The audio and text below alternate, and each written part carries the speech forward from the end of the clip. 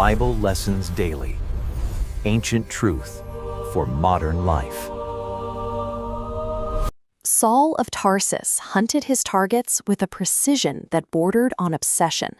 His reputation was built on shattered doors and the authority of the high priest, a mandate he used to drag families from their homes and into the cells of Jerusalem. He was present for the execution of Stephen, the first martyr of the movement, and he viewed the death as a necessary triumph.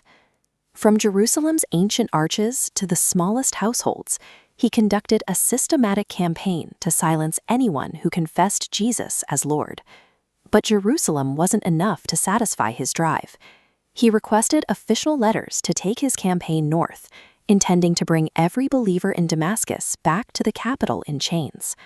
Saul was convinced he was performing a sacred service. Every raid he led and every life he disrupted was, in his mind, a necessary act of devotion to the traditions of his fathers.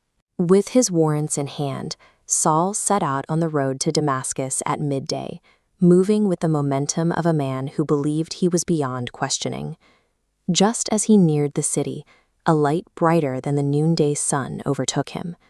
The force was enough to knock the mighty Saul directly into the dirt.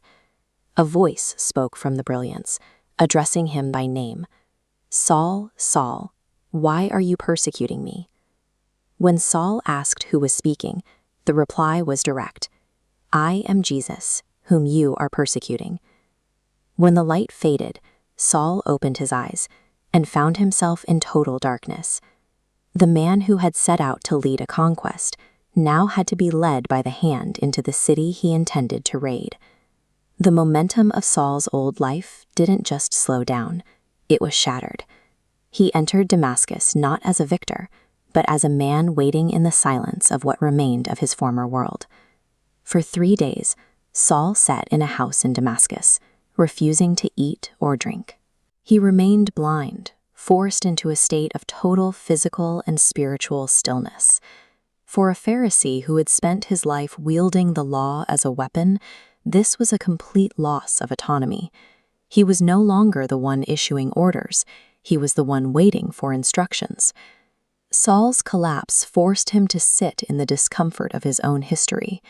The power he once used to command fear was gone, leaving only the wreckage of his previous certainty. Elsewhere in the city, a follower of Jesus named Ananias was told in a vision to seek out the very man who had traveled hundreds of miles to arrest him. The instructions were specific. Go to the house of Judas on the street called Straight and look for a man from Tarsus named Saul. Ananias overcame his fear, entered the house, and placed his hands on Saul's shoulders.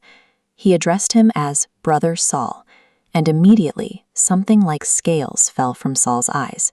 His sight returned, and he was baptized that very hour. The transition was complete when the hunter and the hunted stood in the same room. By accepting help from those he once targeted, Saul officially stepped out of his former life.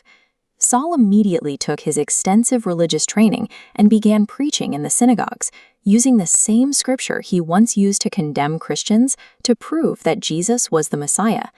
This sudden shift created a dangerous irony. His former allies now viewed him as a traitor, and they set a watch at the city gates to ensure he wouldn't leave Damascus alive. To survive, his new companions waited until nightfall. They placed Saul in a large woven basket and lowered him through an opening in the stone city wall, allowing him to escape under the cover of night.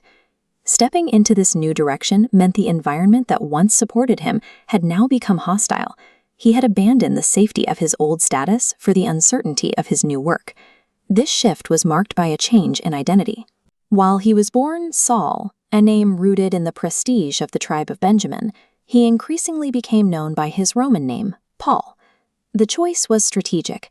As Paul, he carried a name that was understood across the empire, allowing him to bridge the gap between the synagogues of his youth and the broader Roman world he was now called to reach. To communicate with a world that didn't know the strict laws of Jerusalem, he utilized a name that carried weight in the Roman Forum as much as the Jewish temple. Paul never buried his history as a persecutor. Instead, he wrote about his past in his letters, using his own former violence as a benchmark for the scale of the grace he had received. This map shows the footprint of his new mission. Across the Roman world, he established communities and wrote letters, forming the core of Christian scripture.